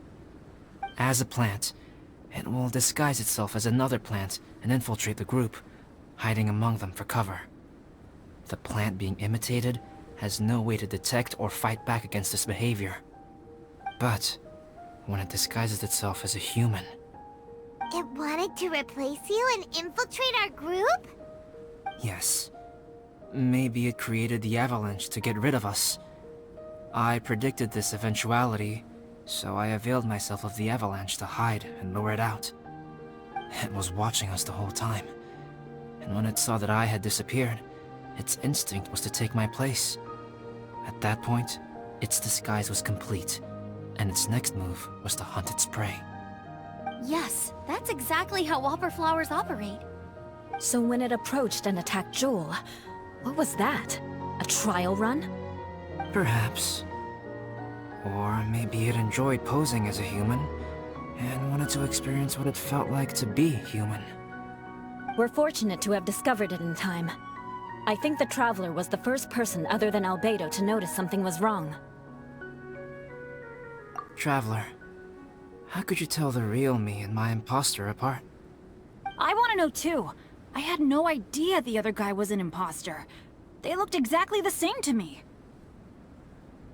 I see. It goes to show how difficult it is to impersonate a human. This mutant whopper flower tried its best to replicate the original exactly, but still managed to miss some details. Unbelievable. To think that Dragonspine creates such terrifying possibilities.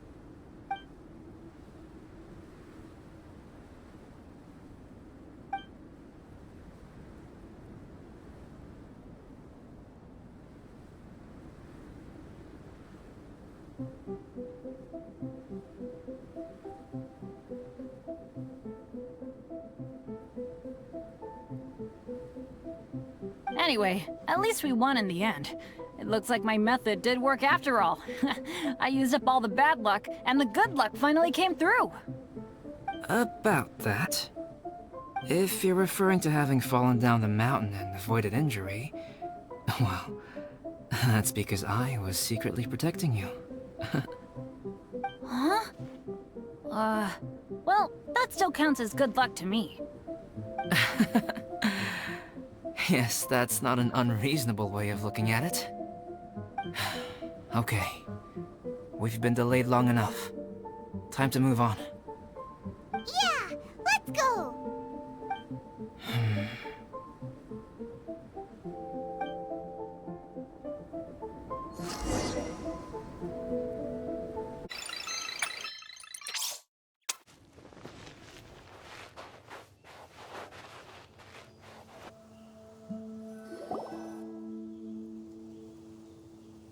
Woohoo! I'm back! Cyrus doesn't seem to be here. He must have headed up the mountain. Let's wait for him here. Amber, are you feeling better? Yep, all good now. Nothing to worry about. I don't know what I'd do without you guys.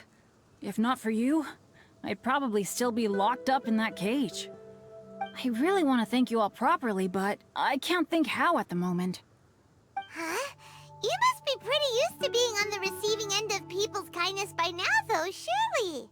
You probably need it often enough, given your situation. Come on, don't put it like that. Sure, plenty of people have shown me kindness before, but that doesn't mean I will ever take it for granted. No matter how many times people help me out in life, I will never forget any of them. Well, instead of repaying those who helped you, perhaps you could help others yourself. Everyone meets others in need from time to time. By choosing to be there for them, you're passing the kindness you received onto others. Yep, you're right. That's what I've always tried to do, and will always continue to do. Right. And when Cyrus gets back, I'll find some way to help him out too. This has been quite an eventful day. Yeah, it has. It's really hit me how tired I am now that I've started to relax. I need to rest. Everyone, please excuse me for a while. Yeah, I need to get some water and maybe a piece of fruit. Once I'm rested up, I need to get back to being an instructor again. Well, it looks like the curse of the mountaineers who couldn't get off the mountain is finally broken. Feels like an action-packed chapter has come to a close. Shall we find somewhere to rest and chat too? Why not? Then please, come with me. You sensed something too, didn't you? Then let's go. Huh? Are you going back to your camp again? Paimon thought maybe we could talk here. Okay.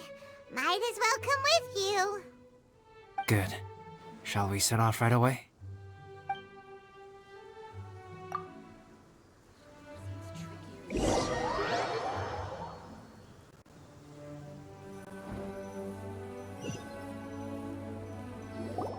Sorry for bringing you back here once again. Some topics are best discussed in private. Is this about the imposter? That's right. I have to say, Traveler, I'm very surprised you noticed the difference between me and the imposter. Yes, this mark. Perhaps it's where it all began. Ooh, sounds like the beginning of a big story. Keep going. Well, I can't deny that what I'm about to say does sound like something from a children's storybook. So, what do you think this diamond-shaped mark means? A tattoo? A crest? Something else? No. Consider it a birthmark. Have you ever seen an intricate glass ornament and wondered how it was made? Well, One method for crafting with glass is a technique known as glass blowing. Glass blowing is not a widely known art in Teyvat. For this reason, glassware made in this way is usually very expensive. As the name implies, glass blowing involves blowing air into a hole, much like blowing up a balloon. This type of glassware is known for having a pontal mark at the point where the blowpipe was inserted, where the hole was sealed at the very end. This mark is a sign that the item was crafted by a human hand. Sounds kind of amazing. It is a wondrous and beautiful art form. Alice says that these marks are seen as proof of the maker's fine handiwork, the only flaw in an otherwise perfect work of art. My mark is something similar to this. The difference between synthetic and natural life lies in the directional flow of the life force. The energy of a natural life form flows out from within. That's why flower buds bloom and curled leaves unfold. And it's the very reason we watch and wonder at blossoming flowers. Creating life artificially, on the other hand, involves, to a certain extent, the introduction of an external source of energy into the embryonic life form. When the hole where the life force was infused is sealed at the end, it leaves a mark not dissimilar to the pontal mark in blown glasswares. The alchemical substance drips and spreads out in all directions, resulting in this rather ingenious diamond shape. Wow! So that's where it came from. This mark is a sign of my artificial origins, and proof of my imperfection as a human. I presume that the impostor intentionally avoided replicating this mark, so as not to become less than perfect himself.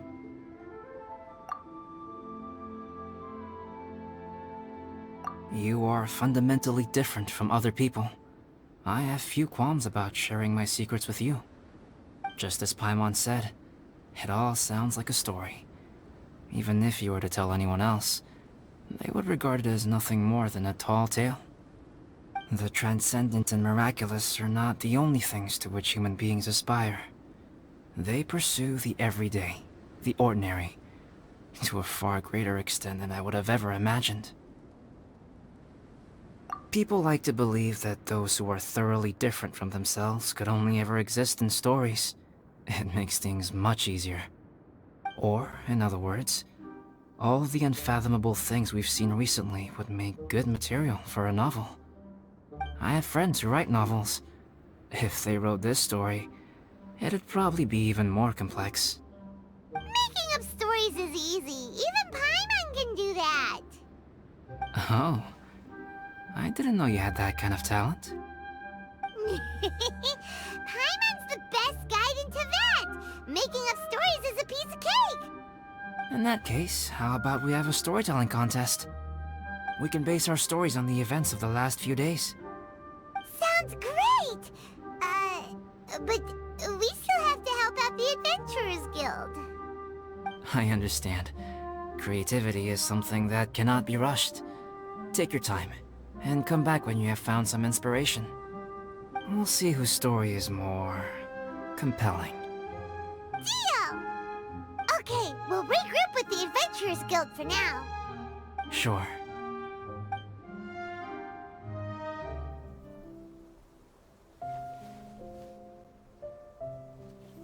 My story. Yes, I should have known. Master's failed specimen in the dragon's belly. This is where the story truly begins.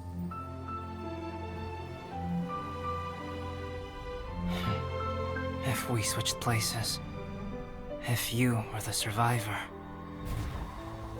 then as the abandoned experiment, the failure of the primordial human project, I'd want to replace you too. I would replicate your appearance, study your alchemy, and create miraculous life forms to divert your attention. I would wait for the right moment, then dispose of you in the Traveler, the sole person to have known your secret. And then, I could finally experience the joy of being brought into the world.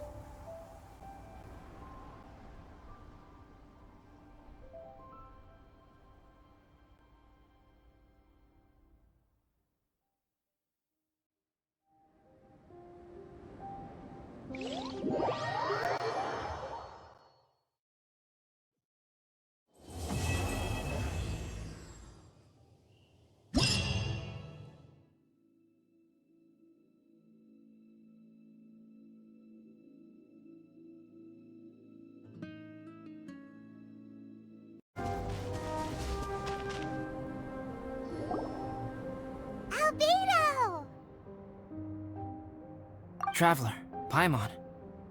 I suppose your story is ready. Yep. How about you? Do you need some more time? No need. I am also ready to tell my story. Paimon calls dibs. Paimon first! Please, go ahead.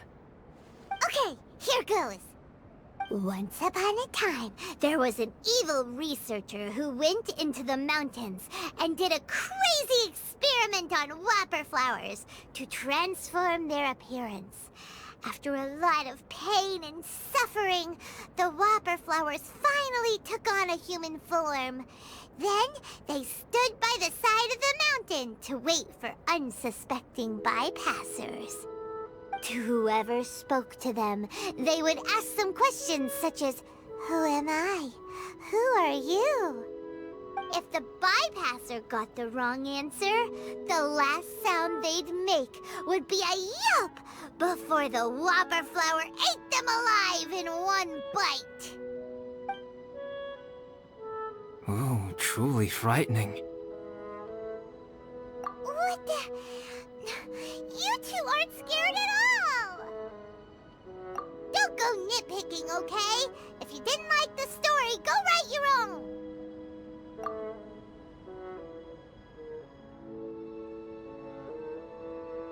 In other words, the whopper flowers would ambush and then completely replace their victims. And then what? Go back to where the person lives? Enter their home? Eat their whole family? Paimon made up this story, but now Paimon's the one who's scared by it. It's a good story. Oh, may I write it down? I may bring it up in future conversations. What for? Just to scare people with? Yes. You've got a real mean streak, Albedo. Mine is a little longer than yours. It starts with an alchemist. A great alchemist once created Subject 1. Subject 1 was her proudest achievement, and successfully blended into human society. No one ever would have thought that this friend of theirs was in fact a synthetic human. However, unbeknownst to Subject 1, the alchemist had tried the same experiment many times before he had come into being. Some of the rejects from failed experiments had been discarded, but had not died. Subject 2 was one such failed experiment. He was swallowed by a great dragon that came to rest upon a snow-swept mountain.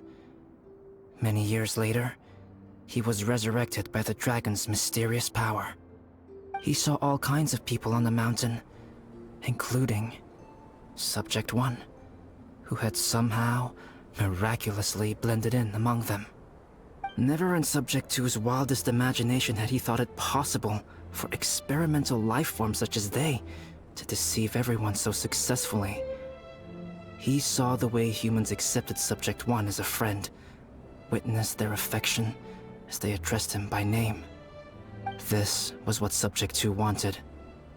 Now, all that Subject 2 desired was to replace Subject 1 and take the joy of his existence for himself. This is giving Paimon the chills. So scary. Subject 2 began to unfold his plan. He stole Subject 1's books and notes, and studied all that Subject 1 had learned from the alchemist. Subject 2 was highly intelligent, and he learned quickly. He changed his face into an exact replica of Subject 1's face. Then, he found a plant with mimicry capabilities, and transformed it using dragon blood and alchemy. And so, not only did Subject 2 transform his own appearance to perfectly match that of Subject 1, he also created a third entity, Subject 3. What? There's 3 of them now? But Subject 2 wanted to become a perfected human. So, he erased a mark in both his and Subject 3's necks. For these marks were symbols of imperfection. In my view, it was probably a subconscious act, an instinct. He so desperately craved to become a perfect human being that he forgot something. Human beings are defined by their flaws. Subject 2's plan was meticulously crafted. Subject 3 would draw Subject 1's attention. After Subject 1 disposed of Subject 3, he would assume the threat had now disappeared and would let his guard down. The next moment that Subject 1 was alone, Subject 2 would make his move. He would eliminate Subject 1 and become the only one remaining. He would secretly replace the Subject 1 of everyone's memories and inherit his identity, residence, clothing, sword, name, and friends. People would have no idea that the individual they knew had become somebody else from one day to the next. This is way too scary. Paimon's never gonna be able to trust anyone again. But just before Subject 2 could carry out his plan, a unique stranger entered the mix. Subject 2 tried to make contact with this person, but found that they could somehow sense he was different from Subject 1. What's wrong? Are you scared? What happened then? What happened to the stranger? He became a new stage in Subject 2's plan. One more person that Subject 2 had to dispose of. It's as if there were 3 identical roses in a garden. Only one of the 3 was a fine specimen, while the other 2 were defective specimens that bore poisonous thorns. In all the world, only the gardener who tended to them could tell which was the good specimen. People do not like poisonous plants. Only a perfect rose can fetch a high price. If the inferior specimens wanted to conceal the fact of their worthlessness, they would have to take the gardener out of the picture, using their poisonous thorns. This is exactly what Subject 2 was thinking. So, he hid in the shadows and waited patiently. Maybe soon, he would get his chance to become truly human.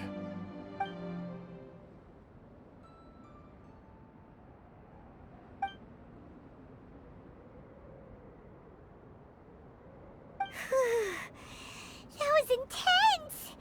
So what happened after that? Did Subject 2's plan succeed? Paimon can't bear thinking about it! Fortunately, it is just a story. And even in this story, Subject 2 did not succeed. But you can never let your guard down on Dragonspine. Monsters mutated with Durin's power and blood are also creatures of Rhine-Daughter, just like me. You must beware of all such creatures. I'm glad to hear that. It's okay. I know what I am. You and I are both different, so there is no need for me to hide the truth from you. The only thing is that sometimes, when I think about how mighty the power of alchemy is, I feel so small. As beings who set foot in this world, how arrogant are we in desiring to control our destiny, and in desiring to create? Is creation an arrogant act, traveler? If not, why do we call the ones that created us and control us gods? If it is, then what qualifies us to call ourselves creators? How far must we take our reverence and respect, and what purpose does it serve? Nothing special, but whenever I think about it, I feel a twinge of grief. Poor Albedo. Hello? Traveler, are you here? Hey, is that Amber? Thought we might find you here. We're here to deliver a message from Cyrus. There's gonna be a big event down at the base camp, and they want you there too, Traveler. Winter camp is nearing its end. Apparently, even provisional instructors are required to attend. Looks like we need to go, Albedo. Bye for now. Then I won't keep you. I have some things to attend to here, so forgive me for not seeing you down. Don't worry about it. There have been no issues getting up and down the mountain recently. Is everyone ready? Let's not keep them waiting.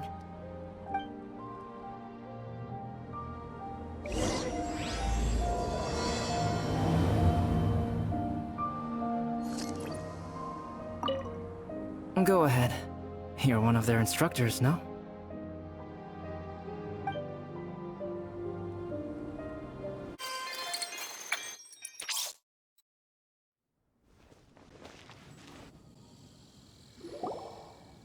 Huh? Who is this guy?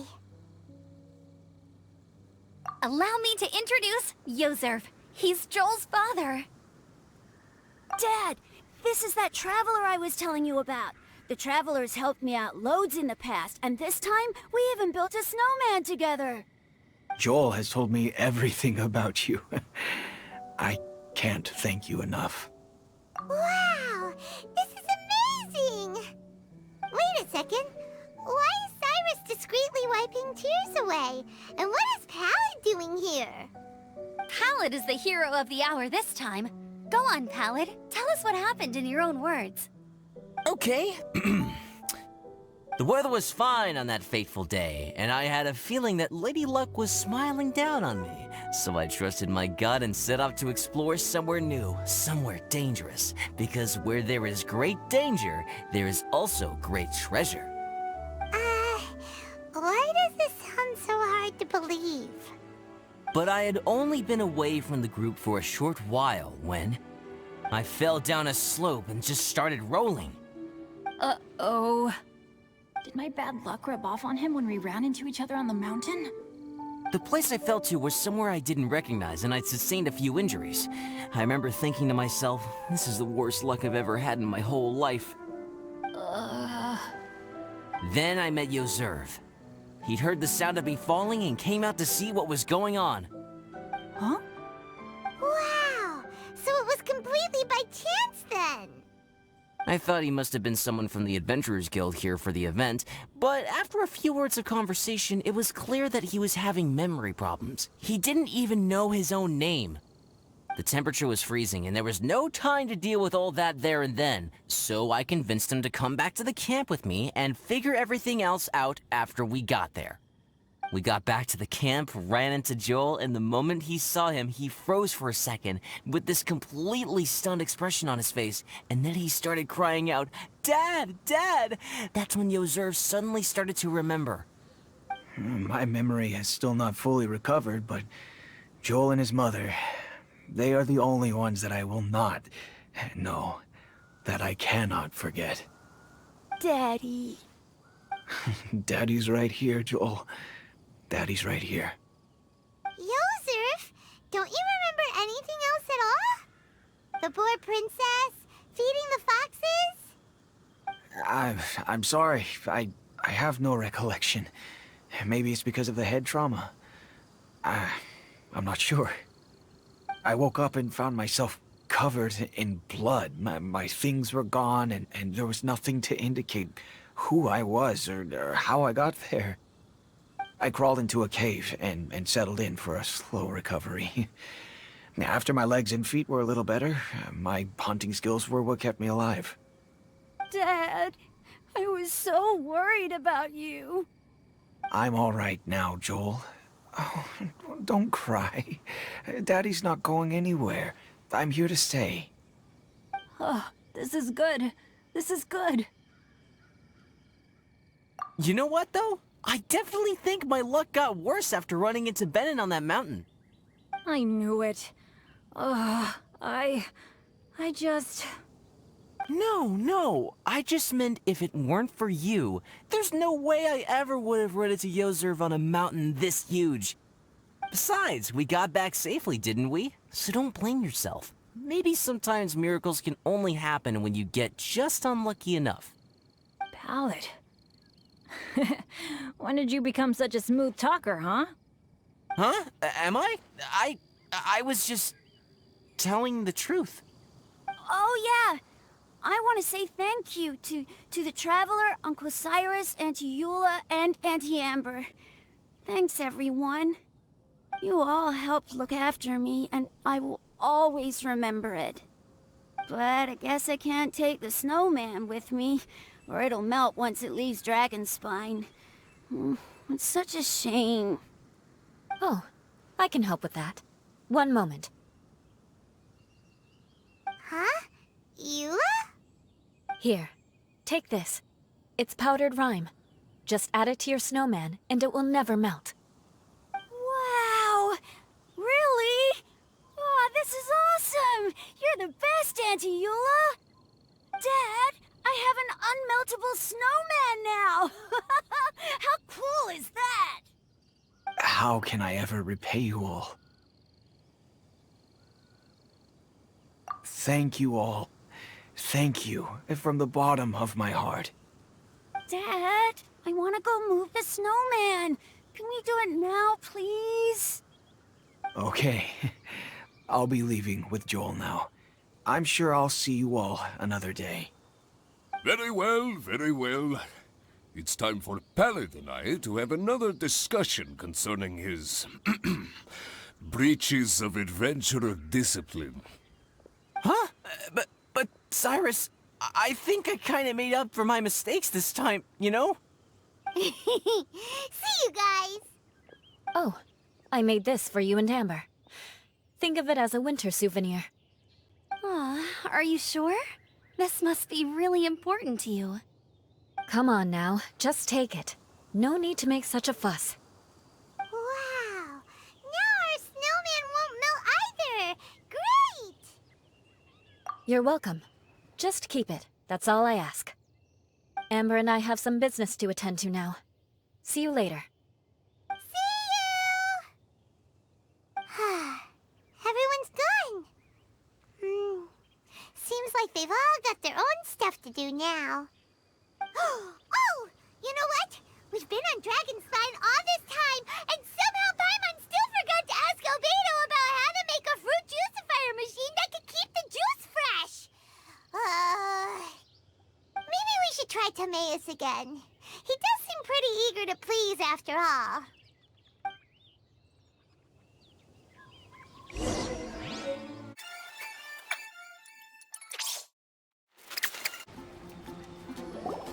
Timaeus! Traveler and Paimon, what can I do for you? Wait a minute. You've got that mischievous look on your face. Oh, you're not still thinking about that ridiculous juicer thing, are you? Timaeus, will you help us? Well, if the Traveler isn't really interested, then, yeah, maybe I'll give this one a pass. It's just the weirdest request ever.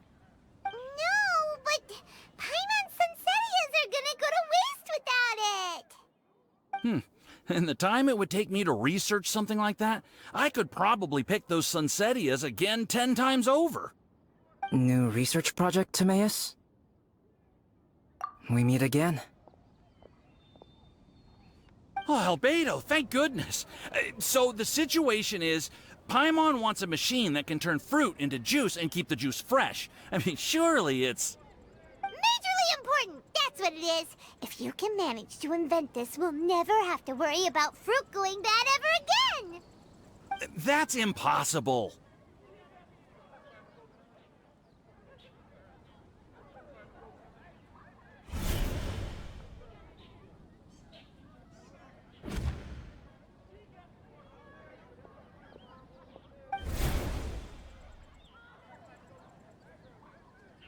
Turning fruit into juice is not hard, but keeping it fresh is more difficult. But if you simply want to keep the fruit from rotting, there are many ways to achieve this. Right, Traveler?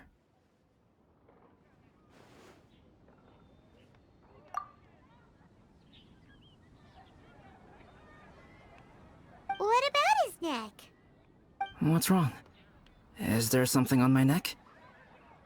From the look on your face, it's as if you thought I just played a practical joke on you that was in exceedingly poor taste.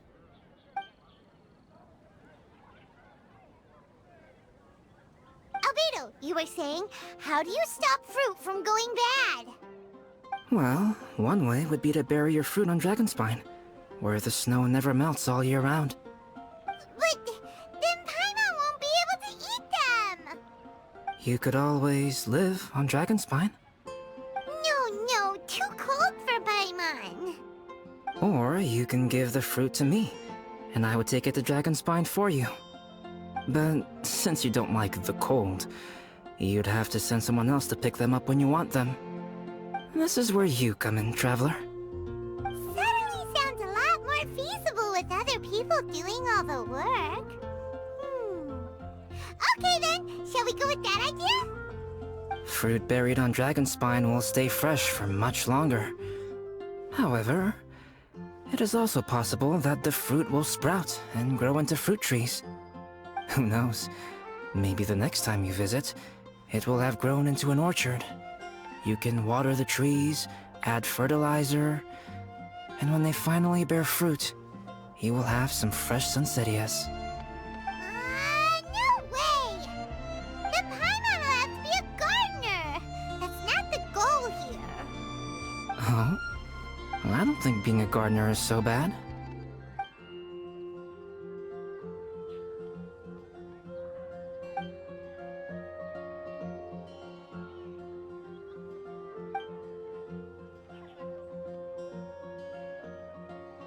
Albedo! Stop trying to get your hands on Paimon's super sweet Sunsettias! It bothers you, does it? Of course it bothers Paimon! They are the rarest, super duper sweetest Sunsettias ever! And they're not for you! Okay, but they're just Sunsettias. I think you're only so attached to them because you don't have much fruit of this quality in your possession. When someone's pockets are full and their spirit is fulfilled, they don't easily fall prey to this kind of yearning. Really?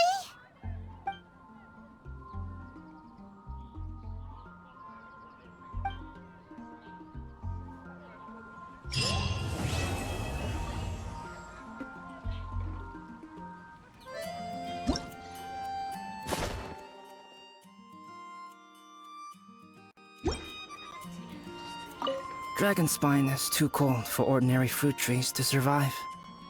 But if, one day, Dragonspine did become home to gardens and orchards, there would be more reasons for people to visit. Perhaps a little life is the key to attracting people. Life may exist in all kinds of unfathomable forms, and in all manner of unthinkable environments. Mysterious, yet tenacious. Perhaps this is what makes life so special. Ancient alchemy truly is fascinating.